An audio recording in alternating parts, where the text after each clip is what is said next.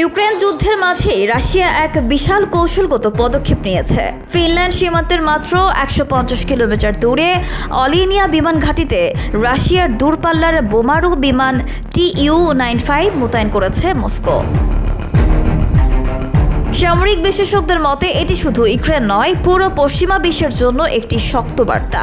নতুন মোতায়েন করা বোমারু বিমানগুলো শত্রুপক্ষের চোখ এড়িয়ে হাজার হাজার কিলোমিটার দূরের লক্ষ্যে হামলা চালাতে সক্ষম।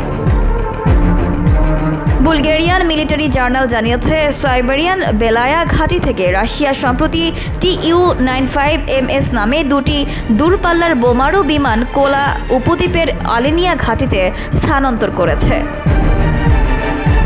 স্যাটেলাইট চিত্রে দেখা যাচ্ছে সেখানে এখন এই বোমারু বিমানের সংখ্যা দাঁড়িয়েছে 5টিতে। এছাড়াও রয়েছে 5টি TU-22M3 এবং 5টি NT পরিবহন বিমান।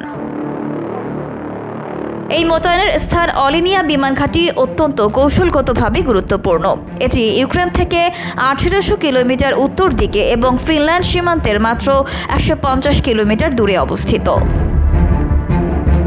বিশেষজ্ঞদের মতে এই ঘাঁটি থেকে ইউরোপের বহু শহরে দূরপাল্লার হামলা চালানো সম্ভব।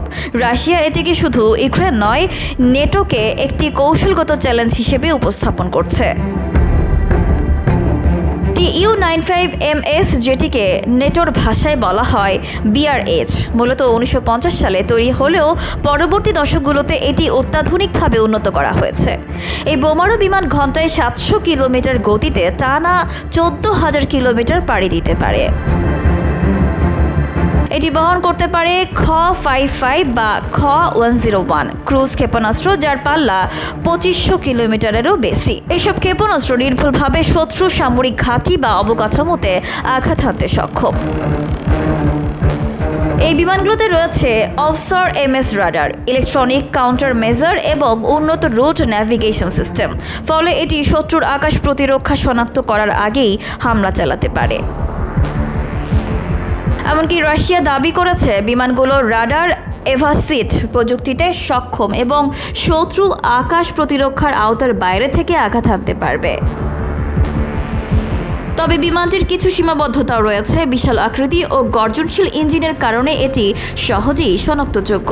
কিন্তু প্রশ্ন হলো, যখনই এটি শত্রু রাডারের সীমার মধ্যে প্রবেশ করবে তখনই কেবল এটি ধরা পড়বে, এর আগে নয়। ফলে এর গোপন আক্রমণ ক্ষমতা এখনও নেটোর জন্য হুমকি হয়ে আছে।